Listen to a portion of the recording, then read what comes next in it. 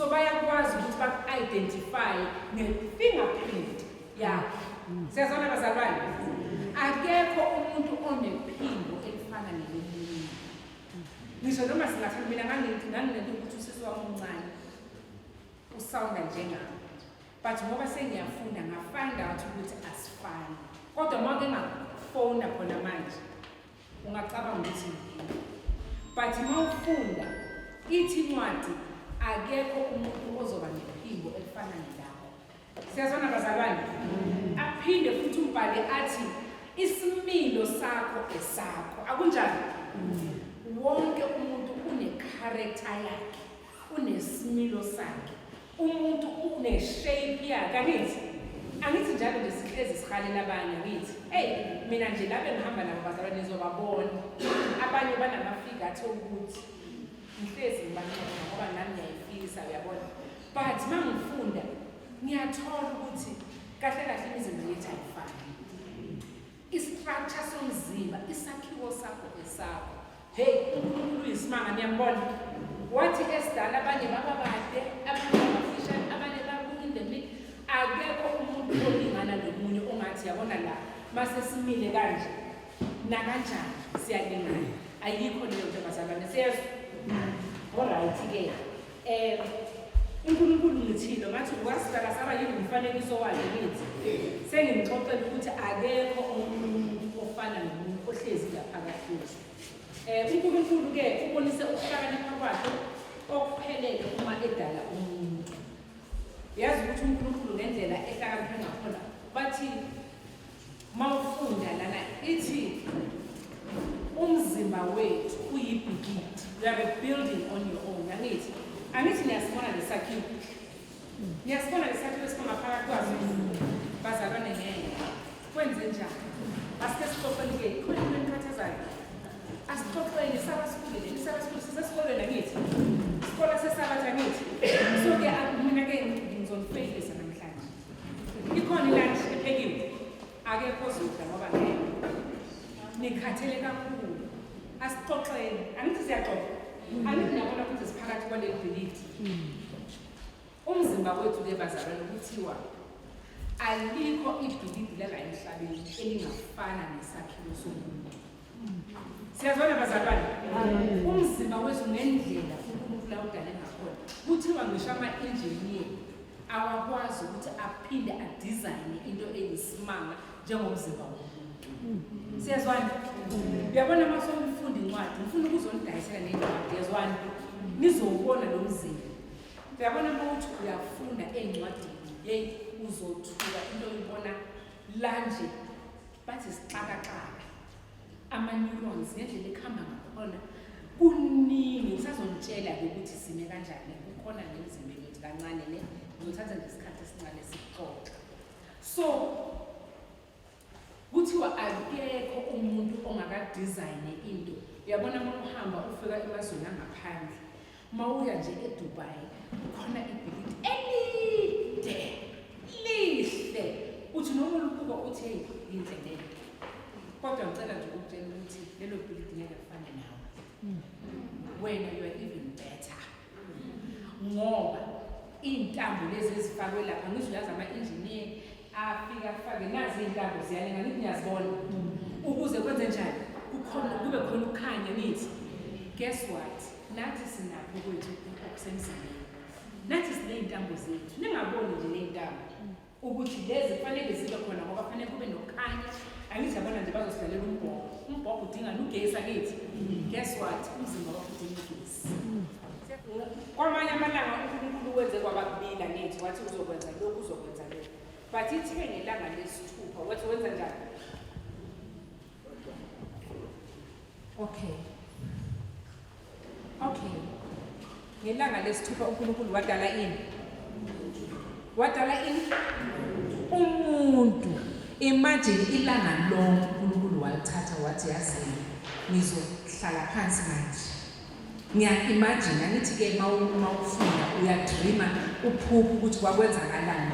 Ngiyacabanga ukuthi uNkulunkulu wathi ehlezi ney'ngilosi wathi yazi manje ngifuna ukwenza lento, i-masterpiece. Siyazwana bazalwane? Wathi ngifuna ukwenza into engakazi bekhona ngizodala umuntu. Siyazwana? Wahlala phansi. Ngiyacabanga uJesu Kristu wazile Gabriel bonke babehleli etafuleni ixoxa ngalo ukuthi sizodala umuntu. Baqala bathi sizodala uNkulunkulu wathi ngifuna umuntu abe kanje. Wathatha isikhathi sakhe wamdala umuntu. So bazalwane, kubalulekile ukuthi sinakekele ini. Ngiyanisola mina anikhulumi njengabantu abanakekela izimo. Nikhulumela phansi. Bazalwane mina ngithenge imithi, mina bazalwane ngiyazithumela, uyabona nje. Ngenza sure ukuze i-energy yami i-level ihlale ithe. Siyabona bazalwane? And over 50 years. Kodwa I make it a point ukuthi umzimba lo nginakekele. Siyazwana? Kubalulekile ukuthi njengokuphila wazi ngalo mzimba. Angithi umzimba lo uNkulunkulu. Angithi ngiyabona ukuthi kubaluleke kangakanani ukuthi nazi isifunda. Angithi sifunda amaBhayibheli ethu. Ingabe uyasithatha isikhathi sokuthi ufunde ngomzimba wakho na?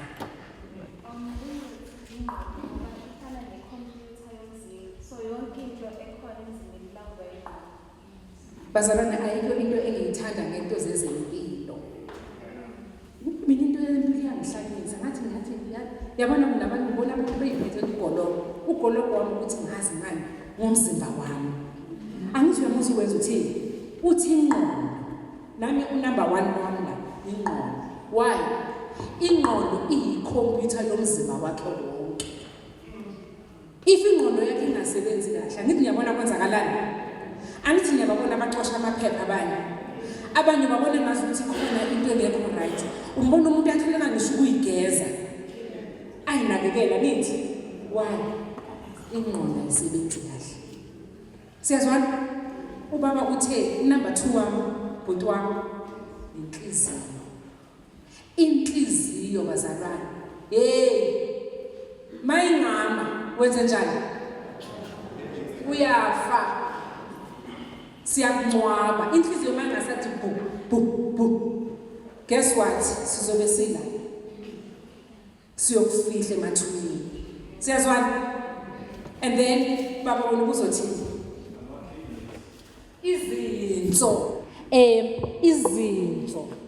Izinto ngithi ubani ongangitshela ukuthi izinto zenzani?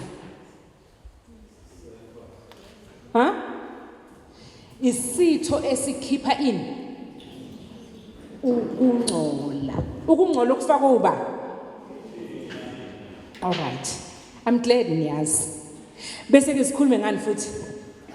What else? Yebo, amehlo. Bazalwane, niyazi ukuthi kunzima kanjani umuntu make ngaboni? Kunzima ne? If nje ungakwazi ukubona, yazi ukuthi ngihlezi ngizwe. Yabona umuntu ongaboni nomuntu ongezwa. Kunzima kangakanani. Lapha lene Joburg lapha esihlala khona, ukhona nje ubhuti wasemaBhudo akezwe endlebeni. Uyazi uma ekhuluma nawe, ngivele ngidabuka. Ezama ukukuchazela. Manje nawe ulibuthi, uzukhulume njengaye. Ngoba ngisho noma ungamtshela ukuthi uthina akakuzwa. Manje thina ke azange sifundiswe ukuthi fanele siyifunde sign language, angithi. So umuntu uzakhuluma engazi ukuthi isilimi ngoba thina azange siziphe isikhathi sokuthi siyifundile. Umthole ethi ngazo isikhathi leso yazi ufuna nje uvula igate. Kodwa wena usuqale waqaba, ufuna namanzi. Ufunani? Uyazi uyambuka nawe. So bazalwane, kufanele ukuthi sizipheni isikhathi ke understand sign language. Siyazwana? All right, sikhulumeni. Nithi ngesibindi. Isibindi, niyasiza isibindi. Niyasiza isibindi. Welele. Nithi isibindi. Yazi ukuthi isibindi senzani? Senzani isibindi wenzi? Isibindi sidetoxa umzimba. Sihlambulula ini?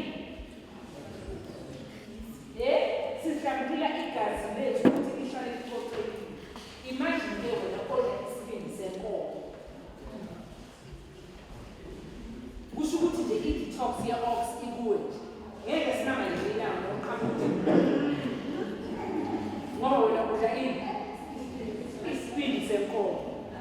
Angijaji bazalwane sesiyaxoxa. Angithi sikhulumile ngezinto sakhuluma ngani. Wona yena amaphaphu, lungs. Angithi wonke umuntu unamalungs angithi. Aletha ini umoya angithi. Ukuyabona abantu umuntu akwazi ukuphefumula. Kusho ukuthi amaphaphu akhe sometimes usunenkinga lethi. Ne usilethela umoya ohlanzekile kuphi emzimbeni yethu. So leza bazalwane lento ke isitshela ukuthi umzimba wethu sonke isitho somzimba sibalulekile. Okay ke manje sesingena ke manje eqinisweni. Bangaki abangathi bona bayawunakekela umzimba wabo mihla namalanga. Abantu abawu-4 yibo kuphela abazi ukuthi kufanele ukunakekela umzimba. 4 ngicela ukuthi nizwe ama-ID namhlanje ngifuna ukuyosayina kwacebo lethu. Ngizoya kwacebo lethu nje ngiyosayina ngoba nje anikwazi ukuba nesibindi sokuthi nihlale la kungabi khona nje ukuthi mina umzimba wami ngiyawunakekela. Kusho ukuthi phela nenza ini nisayina le-certificate lethu. Manje mina ngifuna ukuba nabadala yami nginganifaka nje ama-ID othanda njalo nini ngiyonifaka ngoba uma unganakekeli umzimba mzalwane uzoshona. Lithi izwi kakhulu abaningi bethu bayafa. Why? Because of what?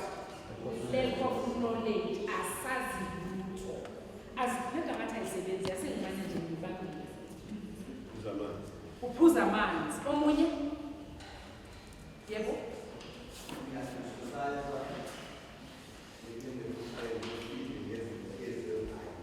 Yabona futhi lena ke nayo uthi yena exercise aphinde awufide ngani ngezinto ezirayo. Sisazongena la ne ngokuhamba kosuku. Kodwa nje mzalwane ngifuna nje ukuxoxela naye indaba. If umzimba ungawunakekeli isikhathi sakho sokuphila emhlabeni siyancipha. Angithi ngicela nje lokho sikwazi. If ungamunakekeli umzimba kufanele uzame ukuthi you must look young bazalwane. We are not thina masala, we are not supposed to look old like this. Sikugile. Sikugile siyagula. Eklinikhi uthola thina phambili. Kuphuma ngobani? Ngo-8 ngosami uthi ngihambe ngo-6 uzofika udokotela ngibone kuqala. Why? Because imizimba yethu asiyinakekeli. Mina bazalwane angazi ngathi mina ngibuya kadokotela. Ngangine-medical aid ngayikhansela ngoba ngibona ukuthi nayi i-insurance idla imali yami. Ngoba ngiyazama ngithi ukuthi ngizame. Bazalwane ngisho ukuthi ngenza kahle. Ngoba siphile emhlabeni, umhlaba wethu nezinto zakhona. Uzithola nje ubuyile nawe uzithola. Uhambe uyohlala nomndeni wakho mina ekhaya wonke umuntu umsala kodwa wonke umuntu uzidlela inyama. So mangisekhaya ngisenkingeni. Kusuke kunuka kamnandi. Ngifa iphuma. Kodwa ngiphinde ngikhumbule ngithi konje umzimba uzokhala mangidlalela. So ke mzalwane wena uwazi kahle umzimba wakho uqonde unakekele uphilise ngazi ukuthi ayikho enye umzimba wakho uyigugu kuwe. Njengoba uNkulunkulu athi umzimba wethu athi hey lo mzimba lo owami uyawuclaim uJehova athi umzimba wami. Nathi fanele sazi ukuthi uJehova uthi umzimba wethu uyithempeli lakhe ne. Ngimxoxele ke ngathi akufanele ukuthi uvume umuntu agane ngomzimba wakho okanye enze nanoma yini okanye umuntu akutshela ukuthi ngenzani ngomzimba wakho. Umzimba wakho uyisibuko. Wenziwe bengizama phela ukubhalisa izulu esithe ukuthi umzimba wethu uyisibuko wenziwe nobucweti buka simakade. Kanjalo ke iveza isimilo esihle nokulunga kukaMdali wethu. Bazalwane yazi ukuthi uNkulunkulu ngomzimba wethu uyakhala. Mihla namalanga uyakhala uNkulunkulu ngoba siyahluleka ukuthi silinakekele lethempeli lasiphelona ne. Khona okukhuluma ngokuthi amehlo abalulekile. Uyazi ukuthi amehlo akho akwazi ukubona izinto ongacabanganga nawe ukuthi ungazibona. Kuthiwa amehlo ethu akwazi ukubona kude. Yabona futhi la mehla asaphila, yabona manje thina ngoba siyaganga sifunda ngamafoni, sifunde ngamakhompyutha. Amakhompyutha kulela amehlo ethu angenzi. Nalamafoni, nasi sitha bazalwane. Nasi sithe singenile emntwini, ne? Amehlo ethu bazalwane akwazi ukuthi abone, akwazi uku-identify ama-colors. Yabona ukuthi sinama-color amaningi kangakanani. Kodwa amehlo ethu ayakwazi ukubona ukuthi lo u-orange, lo u-pink, lo u-yellow. Imagine ukuthi amehlo ethu enza iy'manga ezingakanani. Ithi ngixoxele-ke okunye ngomzimba wethu. Ubani ongangitshela ukuthi amathambo emzimbeni mangaki? Ngicela lapho engihamba nabo bayithulele nje. Ngifuna nje ukuzwa ukuthi la ekhaya nazi mangaki amathambo asemzimbeni wethu? Ha? 200 Amen mzalwane. Kodwa mawuzala uyazi ukuthi uba namathambo amangaki? Ingane mayifika nje la emhlabeni, mawuza at birth namathambo amangaki? Siba namathambo awu 300. Ingane mayifika nje uyizala inamathambo awu 300. Siyazwana? Bese ke ekukhuleni kwethu amathambo ethu enza njani? Ayahlangana. Angithi yabona u206 kodwa mawuzabona ngaki? 300. Angithi umzimba ngendlela uNkulunkulu awenze kahle ngakhona, the more you get older umzimba wakho manje wenze njani? Uyahlangana, amathambo akho ayahlangana bese kuphuma no200 and bani 206. So ke kufanele uhlale wazi ukuthi amathambo akho ay 206 emzimbeni. Ama-blood vessels, yini ama-blood vessels ngesizulu? Sina 60,000. Yasibonisa isimanga somuntu. Sina 60,000 of blood vessels in our bodies. Ne? Sina ama-percent, umzimba wethu 70% amanzi. Uyabona namanzi? Angithi asiwaboni. Kodwa umzimba wethu 70% yomzimba wakho it's water. Siyazwana bazalwane? Fanele le nto nihambe niyoyicingela niyifunde ngoba ibalulekile ukuthi uyazi. Bese siphinde sizwe futhi ukuthi the heart beats around 100,000 times a day. Inhliziyo yakho nje ithi boom 100,000 times. Namhlanje kuphela izoshaya kangaka 100,000 times. Awukwazi nje ukufika ku-1000 ubala ngithi uyakhathala endleleni uye. But inhliziyo yakho from the time uvukile 100,000 iyashaya. Yiko ngithi if inhliziyo yakho ithula wenze njani? Uyafa. Any point engiyithandile lana. Ulwimi lwethu. Yazi ukuthi ulwimi lwethu ngendlela ebaluleke ngakhona kuthiwa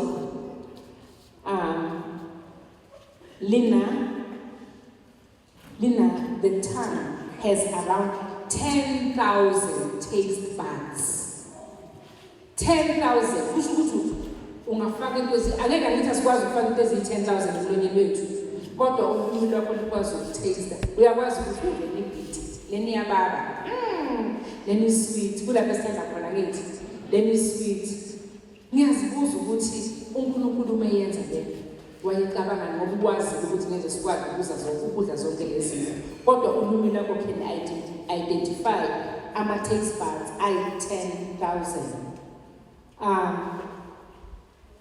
Niyazi ukuthi yini i-weight, the heaviest weight of our body yini? Ngawubuza kanjani ngesizulu? Is what? Huh? This is sin. Yini? Ngifuna nje leli ikadele lelo. No, umbuzo wami wrong.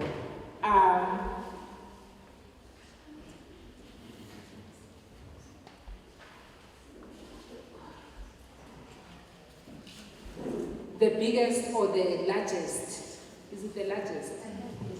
Yeah? What's the heaviest organ? No. It's skin. Skin. Yes, it's the biggest. The biggest organ, eh? In organ. Isitho somzimba is the biggest of them all. Eh? Iskin sakho bazalwane. It's the biggest of all the organs onazo emzimbeni. Lana nje. Lento ekhavile ukuthi ungabonakala amathambo, ungabonakala igazi. It is the biggest. Ne? So yabona kufanele unakekele umzimba. Kufanele unakekele umzimba. Okay, thini nikene nyokugcina. Siyikhulumile indaba ye-fingerprint ukuthi akekho umuntu ongaba ne-fingerprint yakho, ne? And ke ithini ngixoxeleni bazalwane, kuthiwa umzimba wethu, iskin sethu, it generates itself. Angithi nike nabona ukuthi bathi ngathi It generates itself.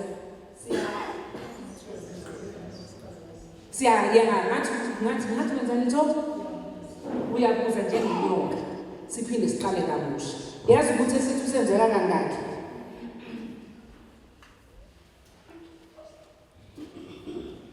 But the skin regenerates itself every 27 days. Yes, that's around 1,000 new skin cells every hour. Every 27 days, the skin sakho kahle kahle fanele sibe ngathi sisha. Angithi siyazwana bazalwane. So bazalwane lana nje ngizama ukunichazela ukuthi umzimba ubaluleke kangakanani. Kufanele ukuthi umuntu nomuntu ahambe azike isikhathi. Yabona manje ke sinamafoni. Uyakwazi ukuthi utranslate ufake ngesizulu, ufunde ngomzimba wakho ukuthi umzimba wakho njengoba wenza kanje. Kwenzeka kanjani? Sihambe siyofunda bazalwane. Siziphe isikhathi sokuthi siwazi lo mzimba uNkulunkulu asiphe wona. Enye into bazalwane, kufanele ukuthi siwazi ama-principles ethu awu-8. Niyawazi? I know, sis, cela uthola indawo la. Niyawazi ama-principles awu-8. Aniwazi? Alright, khululekani, ukhona ozozenza kwami ozozixoxela ngalama-principles awu-8. Udokotela wakho wemihla namalanga. 8 remedies of health, 8 principles of health is the same thing. So ukhona ozozenza kwami azongixoxela ngalama-remedies ukuthi lama-remedies abaluleke kangakanani ukuthi umuntu nomuntu awazi. Ekugcineni ngicela sifunde u-1 Corinthians 10 verse 31. Asifundeni u-1 Corinthians 10 verse 31. Noma liphuphi noma nenza konke kwenzeleni umuntu kaNkulunkulu. Nizwile ithini?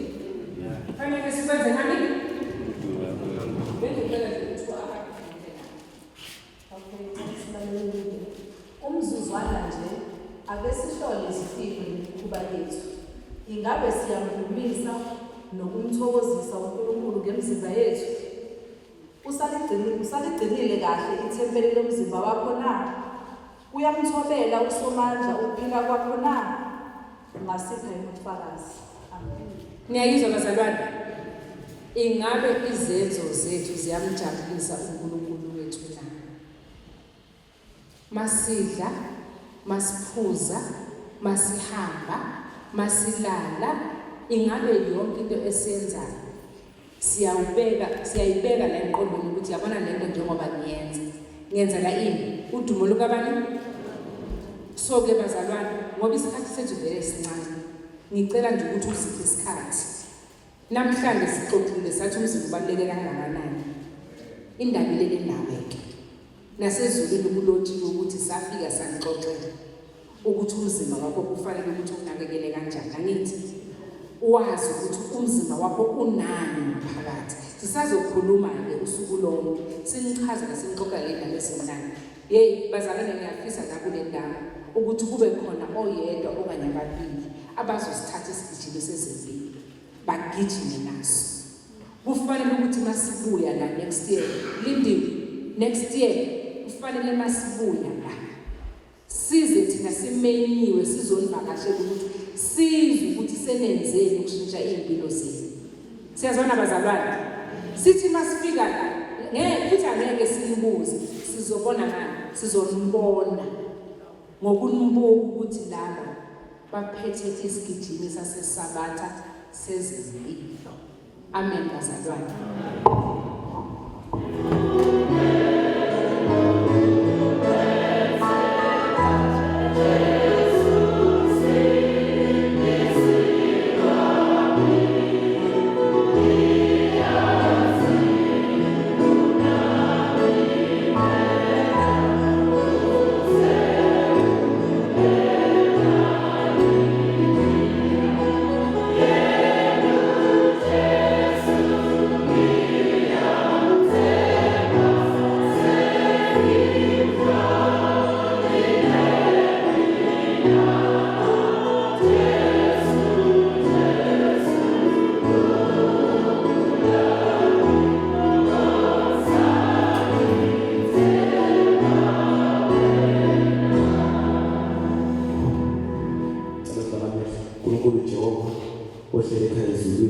Siyabonga ngaphansi kwakho usuthe wasifundisa wona njengamanje. Sicela ukuthi sifundile sihlale kusibhekana nesihleze lesuka nathi soqhubeka ngama-programs esabatha lakhe ngithole sicela umnqosi egameni laJesu Kristu ukuyamasinyane. Amen. Kodwa ngokusizwa uJesu sithembisile akukho esikwazi ukuzenzela khona. Uyasazi ukuthi sikuthanda. Ingakho yena ezile wazosifela ukuze ngegazi lakhe thina senze njani sihlanzwe ngala ngithi. So uJesu konke akwenzile kwenza umhlinzekelo ukuthi umthetho asinikeze wona sikwazi ukugcina ngoba ngokwethu asikwazi ukwenza intando kaNkulunkulu ngoba sizalelwe kuphi esonweni angithi. Okay, mina ke namhlanje ngizokhuluma ngalama 8 laws of health okuseshilo ubhuti ukuthi u-new start. Okay, ngizoqala ku nutrition ku-N. Okay, uma sikhuluma nge-nutrition ngifisa sibuke before sibuke i-nutrition ngifisa sibheke u-Exodus 19 uverse 6. Sibuke isithembiso sokuqala uNkulunkulu asinikeze sona. Uthi uNkulunkulu, and ye shall be unto me a kingdom of priests and a holy nation. These are the words which thou shalt speak unto the children of Israel. Ngithanda kakhulu kodwa ku 1 Peter 2 verse 9 la ithi khona you are royal priesthood. Athi mina nginuhlanga onjani olukhethiweyo. Bekumele abantu masiphuma ngaphandle babone umehluko ukuthi laba hayi abafani. Ngiyakhumbula mangifike eSabatheni, it was 2015 mangifike verse unganami introduce i-Adventism. Ngiye kulela bandla ngiyafika ngithi hayibo yini idli ubhontshisi kodwa sathi mangabe kuhlangene ngeSabatha sidlani bazalwane inyama. Then ngiyafika ngithi hayi nimele kuhlanganise idli ubhontshisi ne-rice ukudla okuphansi kanje. It didn't make sense kumina mangifike eSabatheni ukuthi hawu labantu badla kanjani yabo. Ngiphinde futhi ngipheshele nomculo ngiyawuthanda umculo kodwa lo amanothi ngoba ngiyibhimbi ayingangawuzwa kakhulu. Ngizibuze ngithi hawu nicula kanjani mina into ebengiyenjoy eSabatheni eyangidonsayo kwaba yizwi likaNkulunkulu ngaba attracted kuyona kakhulu nezinye izinto.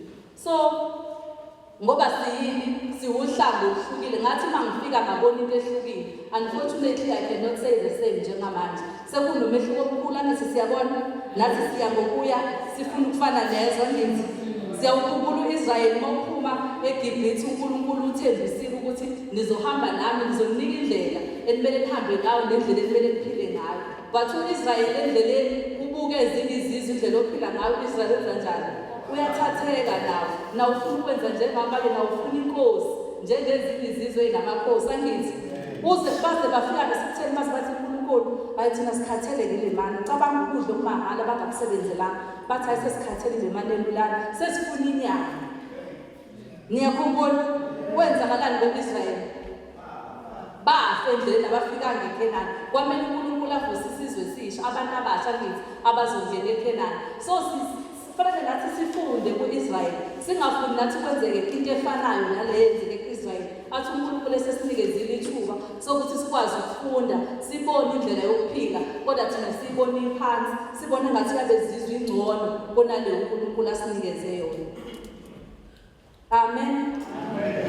Ngiyathanda bazalwane bami uJesu muhle ngezikhathi zonke. Amen. Okay, indaba yami ila ngizokhuluma nge-nutrition. Ngicela uqale ngifunde nje lesicaphulo. Ngizwile ukuthi abazalwane bala ekhaya bayahumusha banankinga. Kuthiwa the human body was created by God of heaven on the 6th day of creation. Kuthiwa umzimba wethu uyenziwe ngokwesabekayo. Kuthiwa ngenxa yalokhu sinomsebenzi okhethekile nathi kumele siwenze ngalo mzimba.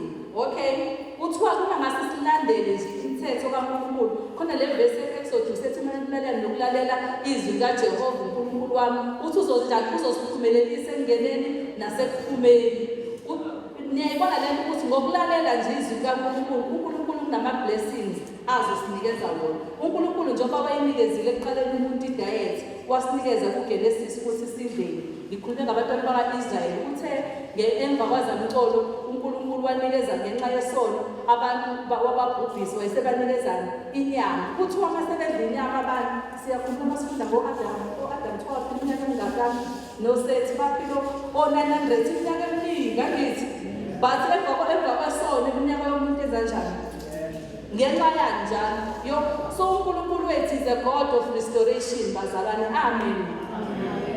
Okulahlekile uNkulunkulu uthi uyakwazi ukubuyisa kube kusha njengokhozi. So nathi uma singaphinde sibuyele emuva nathi sinethu sesiphila 900 years niyazi ukuthi ku-possible kwi-generation elandelayo ukuthi nayo isengaphila iminyaka eminingi ngoba indaba nje ilele ekutheni sishintshe indlela uNkulunkulu abethe senze ngayo. Bazalwane sengikhuluma kakhulu ngicela ukungena kwi-nutrition.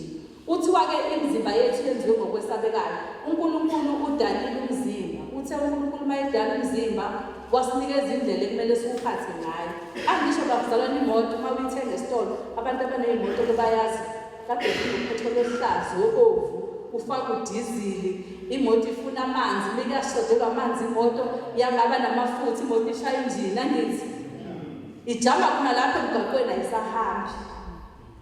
Ngiyacabanga ukuthi abantu abadizayina imoto babuke indlela uNkulunkulu adale ngayo umzimba womuntu ngoba nomzimba wethu ngomnjalo wenziwe kanjalo unezinto uNkulunkulu afuna sizenze ukuze umzimba uhlale kwi-status right. I-nutrition yindlela yokudla uNkulunkulu asinikeze yona ukuze le njini lo mzimba uNkulunkulu asinikeze wona uhlezi kulesimo uNkulunkulu abefuna sibe wona ngaphezu kokuthi siyazi asivele ukuthi sikwazi ukuphila but ukudla kuhamba kuze kufike engqondweni. Kuthiwa mangabe umuntu sisiwenza ukhulume ngendlela umqondo osebenza ngayo. Ingqondo yomuntu niyazi indlela ocabanga ngayo idiphende kuphi esiswini.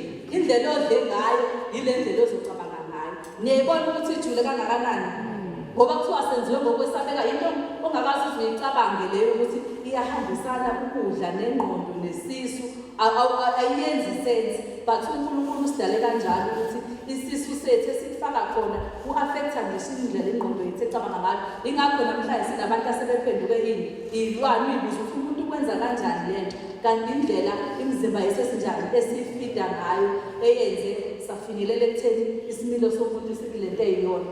Bengizofisa abantu asebaleni ama-food groups esiwaziyo esikweni sakhula sifunda amangaki 5 angithi 136. Ngicela sivule ingoma number 136.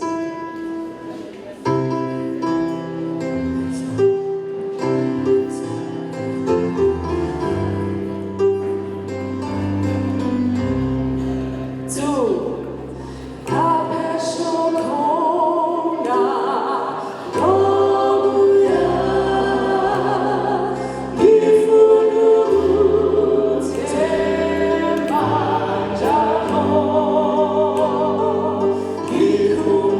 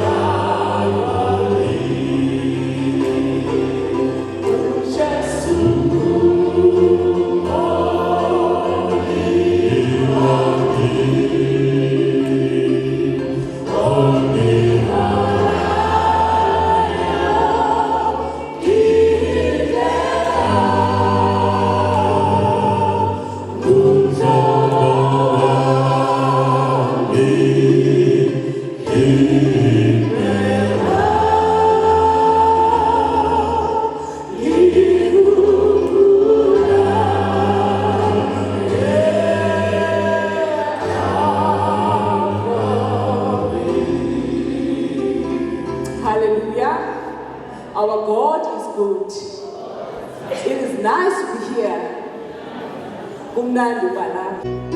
2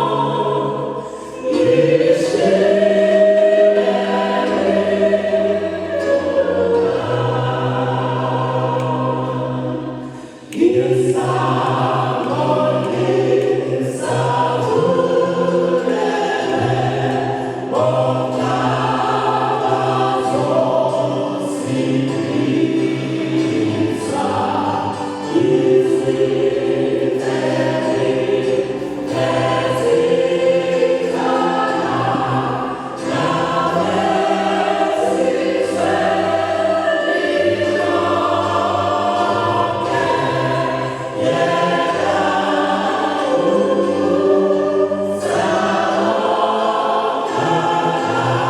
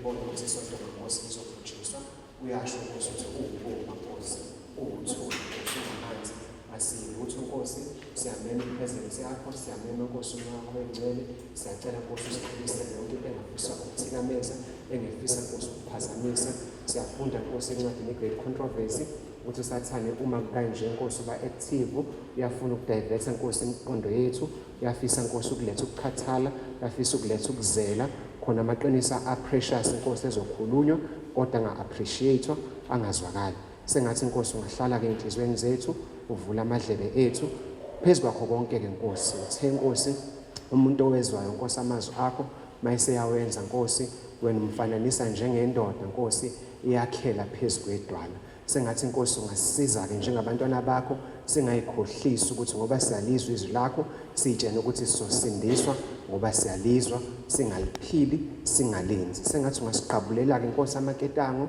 asibambile nkosi yawazi ngomunye ngamunye nkosi umntwana wakho la ukuthi usathane umbambe ngani nkosi umbambe kanjani ukuba enze commitment ephelele kuwe sengathi ungasisiza-ke nkosi we invite your presence again we are nothing without you we ask for your presence in Jesus' name amen.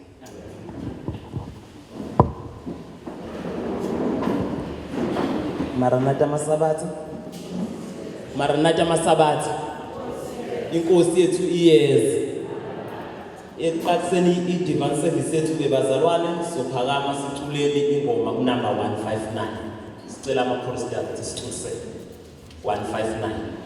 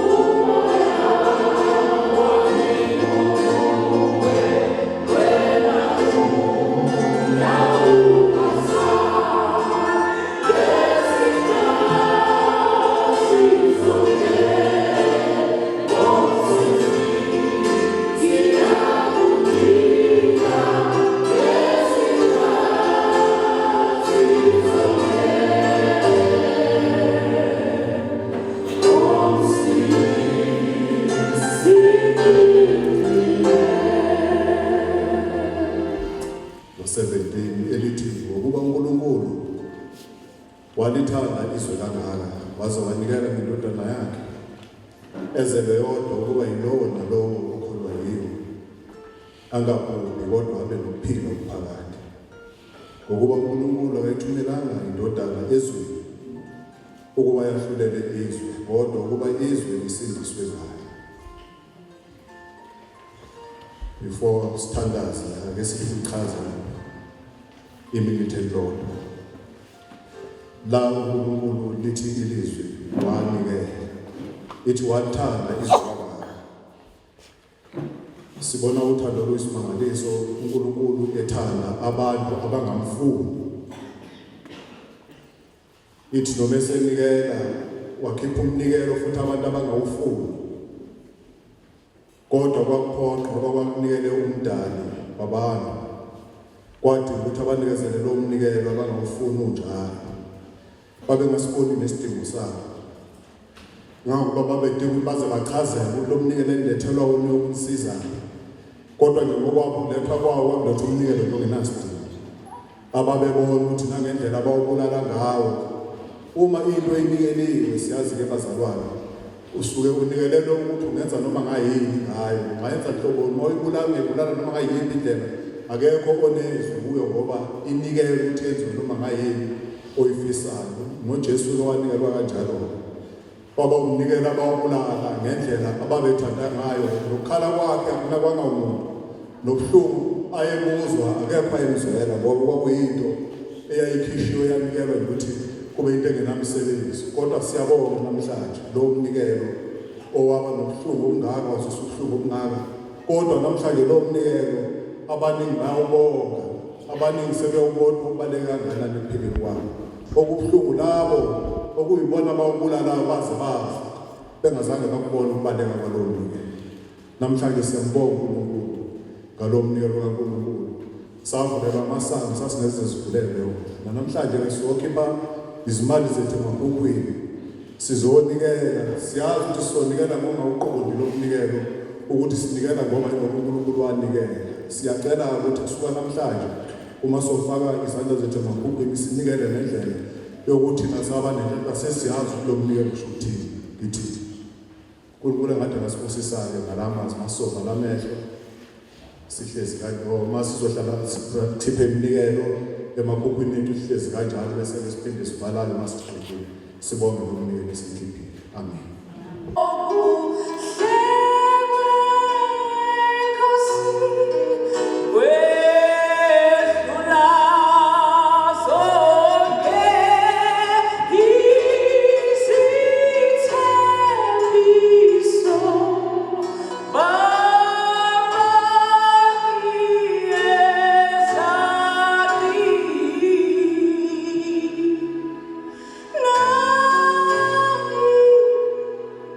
Say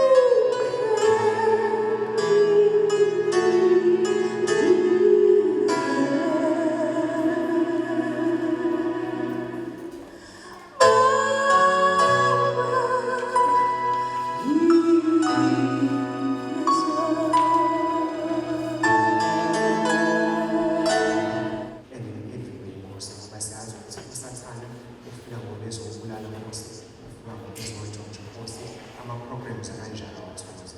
Sengathi ungabanayo emsebenzini, just as a friend. Amen. Siyabonga kakhulu ukusebenza isithuba lokuthi sizongena sibe phakathi kwamagceke enkonzo yenu ihlangene siswini ukuthi ihlangene ezamabandla. Siyabonga ithuba enisinikezele. Njengoba besibonile bethi besithini siqhamuka empaneni uNkulunkulu nje usinikeze ithuba lokuthi sinisebenzele, hayi ngoba siyingcono bazalwane, hayi ngoba sesifinyelele ezingeni ngazi noma samandawo. Uthi uPaul uthi I count not myself to have apprehended, hayi ngoba sengifike olwazini oluphelele lwakho konke, kodwa nje I press on towards the what bazalwane, I press on towards the goal uJehova anjake asilekelele lona. uNkulunkulu ke nje asisebenzisa siyafisa futhi ngaso sonke isikhathi asinawo amandla, asinayo wisdom, ngaso sonke isikhathi sinikezwa uye amandla, sisponsorishwa uye, yena uhambe esivulela indlela nohambe esivulela iminyango ngoba usathane leli vangeli lezindlela kalifuni. Ngoba into afuna ukuyenza ufuna ukubulala abazalwane ngaso masamandawo. Wathi omunye mayeremarka neslogan saka KFC uthi K means killing, uF kumele ufoolish, uC kumele uChristians. Uthi usathane nje uyabulala, uyajuqa and ukubulala ngesikhathi wena uyitshela ukuthi hayi ngisahamba ndawonye, uyitshela kusamnandi usadla impilo, angazi noma samandawo usadla ubusha bakho, usa-enjoy insizwa bakho, usa-enjoy ubuntombi bakho, kanti usathane njani bazalwane ubhizi unjani-ke uyagula angazi noma samandawo. So uJehova-ke usivulele ithuba sokuthi siyisebenzele.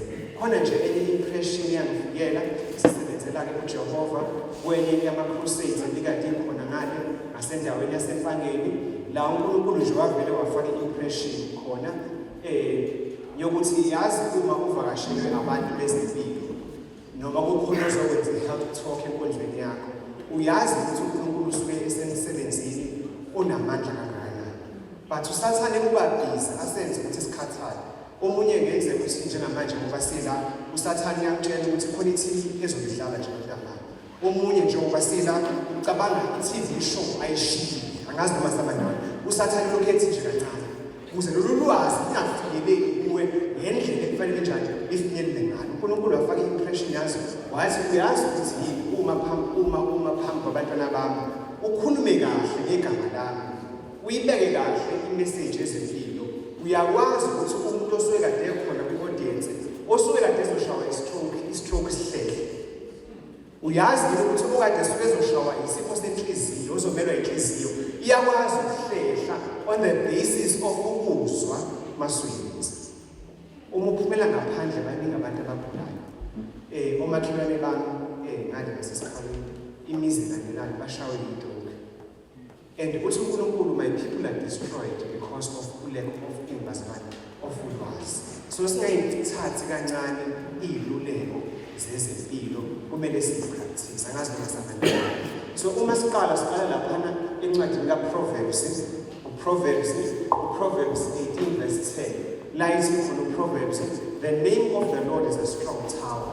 The righteous run to it and are standing. It talks about the seventh day which the world has forgotten. Masikhuluma ngani ngokubuya kwesibili kaJesu Kristu.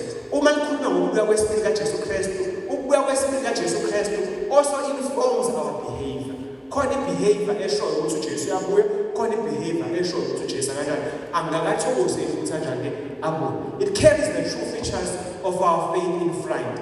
Like an arrow from umcibisholo kabani likaJehova, it will wound the transgressors of God's law. Kanjani ukuthi kuyamhlabelisa umuntu ophula umthetho kabani kaJehova, because ukhuluma ngeke umhlaba onjani bazalwane ongasayenzi bazalwane. Maye kuwe emsabatha otholakala usemabona isabatha ezaphila. Maye kuwe emsabatha otholakala usestadium ngosuku olunjani kodwa maye kuwe emsabatha ofunda ngesabatha ngokubona ngathi isabatha ngenzeke kususise ngalutho. Maye kuwe emsabatha ozisebenza ngosuku olunjani olugcwele ukubona ukuthi inzuzo yasemhlabeni ingcono kunenzuzo yani yasezulwini. Ngazi basebenza lolu suku lukhuluma into enkulu, kodwa ngaphandle komkholo kuJesu awukwazi ukubambelela kulolu suku. Ngazi basebenza because ama-opportunities amaningi emhlabeni afuna abantu abaphula umthetho kabani kaNkulunkulu in all walks of life, in all avenues. Uma singangena senze job search manje imisebenzi eminingi ezovela yangesabathi. Ama-opportunities amaningi awangesabathi. Kudinga umuntu obangalele egameni labantu bazalwane, egameni likaJesu. It will wound the transgressors of God's law and will lead to repentance toward God and faith in our Lord Christ Jesus. Uma siqhubeka bazalwane samazi nomzalwane bedumile ey'nkundleni zokuxhumana igama lakhe bani uCharlie Kirk. Researcher kuthiwa beyi-politician base-America. Uqhubeka umresearcher kuthiwa beyi-entrepreneur. Angazi noma samandawonye ngizwile ubufakazi obunamandla. Ubufakazi obunamandla ukuthi bengakangeni emthethweni. Kodwa bese-reach out to the guys yaka-Amazing Facts being headed by President uDoug Bechet. Wathi ngiyafisa ukuba ne-interview nawe. Ngiyafisa ukuzohlalela eduzane. Kuthiwa bese-confessile ukuthi I'm a regular consumer of the content yasesabathini. Angazi noma samandawonye uCharlie Kirk une-following eyisimanga. Uthi uma ekhuluma ngeke uzobe busy njengaye. Angazi noma samandawonye because uyasondele nabo-President uDonald Trump. Kodwa uthi uma kufika isabatha everything shuts down. Uthi kune-test yokuthi uyaligcina yini isabatha. Uma ngifike ekhaya kwakho kuyafana no-Monday, no-Tuesday, no-Thursday, no-Friday. Nangesabatha kusho isabatha ngigcina. There has to be a difference from the time la show. Angazi noma samandawonye hayi lo shule sesikubambile ukubamba i-divine mase siyaphuma sokwenza into zethu. There has to be a difference from sunset ngoLwesihlanu to sunset kuyophela. Khona abalijahayo abalibulalayo isabatha. Leyo ujaha uthi ilanga lishona. Usejaha into zasemhlabeni. Angazi noma sikuphi bazalwane, sikuphi uma umsabatha usujaha ukhamba. Angazi noma samandawonye ogogo bayakwazi ukudodolozela baye emholweni. Kube nzima, kube nezaba uma kuza kumele kusize ngabazalwane nasenkonzweni. Angazi noma samandawonye. Lo mzalwane lo had a following, ngayicheka ku-YouTube i-following yakhe. Wayesebenzisa i-platform yakhe. Babusisiwe-ke abantu abasebenzisa i-position yabo ne-influence yabo ukufaka ivangeli. Angazi noma samandawonye. Nathi uNkulunkulu sinayo i-complete yethu sesilungu. uNkulunkulu umsebenzisa ngendlela eyisimanga. Ukugquzula iminyango beke izivulele. Angazi noma samandawonye. Babusisiwe abantu abasebenzisa i-qualification yakhe emsebenzini, i-education yakhe, i-position yakhe emphakathini. Ubusisiwe umuntu osebenzisa izinto uNkulunkulu ayibhekele kuyena ukuthi avule amathuba ukuthi ivangeli liye phambili. Angazi noma samandawonye. Indoda umfana emncane, umfana abangaphazanga bekuwu-30 something. Angazi noma samandawonye. Wasebenzisa i-influence yakhe wonke ama-platforms akhe wawasebenzisa ushone ebhale incwadi bazalwane. Ukhona ungayisho incwadi igama layo uthi stop in the name of God. Usho njalo igama lencwadi yakhe. Hamba uyibheka. I'm not sure noma beseyiqedile. Igama lencwadi yakhe ithi stop in the name of God. Why honoring the Sabbath will transform your life. Uthi honoring asikafiki ngoGalati bazalwane. Asikafiki ngoBroccoli. Angazi noma asikafiki endleleni kumele sidle ngayo. Sawisabathi. Uthi ukulonarisha nje lilodwa. Angazi noma kufanele uthi it will change kubani umuntu ongeke enkonzweni. Mayesithi uJesu there were many lepers in the time of Naaman the prophet. But Elijah akathunyelwanga kubo bonke abaka-Israyeli. Because la-Israyeli inayo ithembele ukuthi uNkulunkulu uzimjwayele siyamazi.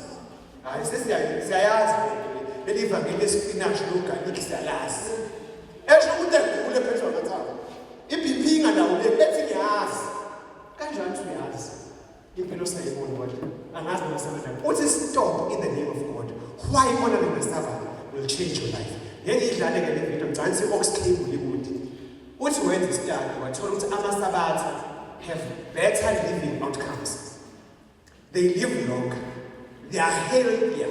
Angazi noma samandawonye. Bewabuyela kodwa akazi ukuthi i-BP yasijuqa. Yazi kuyisona ukuthi umsabathi le-BP. Yisona leso. Ushuvele umhlubuka angazi noma samandawonye. Kodwa-ke kuyenzeka ukuthi uNkulunkulu ethi uzongazi njani uyayithanda. Bungazi. Ngoba kuyenzeka uSathane capture even the leadership of the church that they don't emphasize izinto ezibalulekile. Bayibona ngathi ayibalulekile. Mase ama-church members abone ngathi nathi mhlawumbe we are at liberty to choose which one are going to go. Angazi noma samandawonye. Uma usuzwile-ke namhlanje make a decision. Azizele enkonzweni uzothatha nabazalwane. Kumele makuphele isabatha uthi bengenza le nto lasekhaya. Ishoni lilanga angisayenzi. Ngeke izwi wathi wena yona on our side. but the question of course is whether are we on your side. Now abantwana bakho Nkosi basukumile in response to ikhona ukuthi Nkosi siyafisa Nkosi ukuyeka ukuhamba Nkosi nama-inclinations. Siyafisa Nkosi ukuyeka ukuhamba Nkosi ngokusilawula ama-taste buds ethu. Siyafisa Nkosi ukuyeka ukuhamba Nkosi ngesikubona kumnandi ku-convenient kwasemhlabeni. Siyazi ukuthi Nkosi izidlo zenyama, opholoni Nkosi, ama-Russians, zonke lezi zinto lezi, they are easily accessible Nkosi. Ungathi kuningi Nkosi kunalokho okulungile. Kodwa abantwana bakho bathi Nkosi bafisa ukuthatha a step in the right direction. Because siyafisa Nkosi ukuthi uma ubuya singabi ngalabo abanye Nkosi abayozimatshe wena phezu kwethu. Ngoba siyathanda izinto zasemhlabeni, siyathanda izidlo zasemhlabeni ngaphezu kwethu lawo. Uthi uJob Nkosi, I have esteemed the word of thy mouth more than my necessary food. Sengathi Nkosi nasenhlizweni zethu you may begin to work a reformation Nkosi. Ubonakala Nkosi sihlonipha izwi lakho ngaphezu kolimi lethu. Ubonakala sihlonipha izwi lakho Nkosi ngaphezu kwezifiso zethu.